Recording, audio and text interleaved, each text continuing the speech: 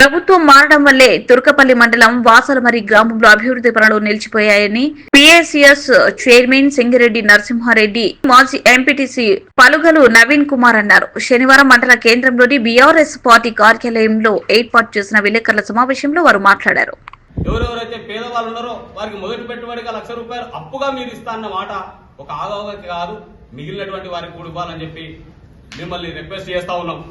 మరి అదే విధంగా మాకు గతంలో ఎక్కడికి వచ్చినా గత ప్రభుత్వం, గత ముఖ్యమంత్రి, మాజీ ముఖ్యమంత్రి కేసీఆర్ గారు ఎక్కడ సభ పెట్టినా ఆ ప్రాంతానికి వెళ్తే కొండంత ఆశ ఉండేటువంటి పరిస్థితి ఉండేది. మరి గతంలో కేసీఆర్ ఇక్కడ సభ ఏర్పాటు చేసినప్పుడు ఈ జిల్లా మొత్తానికి కూడా 421 గ్రామ పంచాయతీలకు గాను 25 లక్షల చొప్పున నిధులు మంజూరు చేసిండు.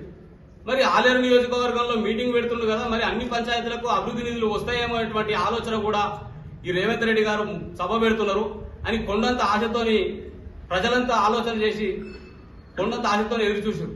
కానీ నిరాశనే మిగిలింది. ఈ రకంగా గంధమల్ల ప్రాజెక్టు విషయానికి వస్తే, గంధమల్ల ప్రాజెక్టు నిర్మాణం చేపడతా అన్నది గతంలో కూడా డిపిఆర్ సిద్ధం చేసి 9.2 అని ఏర్పాటు చేసి నిధులు సమీకరించి కూడా పెడితే అక్కడ ఉన్నటువంటి పరిస్థితులకు అనుగుణంగా అక్కడ ఉన్నటువంటి రైతాంగం, అక్కడ ఉన్నటువంటి నివాస ప్రాంతాలకు సంబంధించి రైతుల అభ్యర్థన మేరకు మాత్రమే దాన్ని తగ్గించి 1కి 4 సార్లు ఆలోచన చేసి 1.24 గా దాన్ని నిర్ధారణ చేసి రూపకల్పన చేసి ఎక్కడ కూడా ఎవరికి ఇబ్బంది కలగకుండా నిధులు సమీకరించి ల్యాండ్ అక్విజిషన్ కూడా పూర్తి చేసేటువంటి పరిస్థితి తీసుకొచ్చి క్లియర్ గా అన్ని రకాలుగా చేసి పెట్టిన తర్వాత దానికి సంబంధించినటువంటి ప్రొసీడింగ్లు కూడా ఇచ్చే సందర్భంలో ఇప్పుడు మేము కడుతున్నాం అనేటువంటి విషయం చెప్తున్నారు.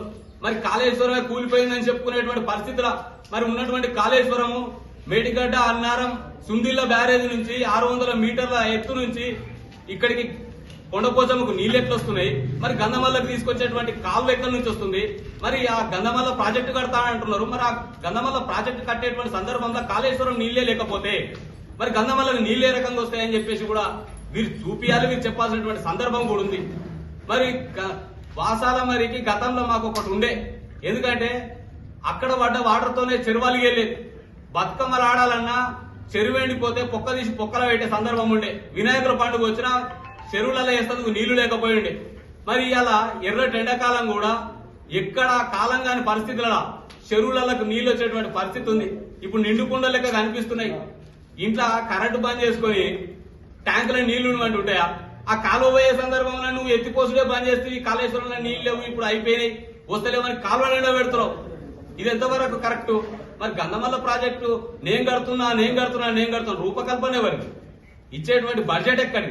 మీకున్నటువంటి అంచనాలు ఎక్కడి?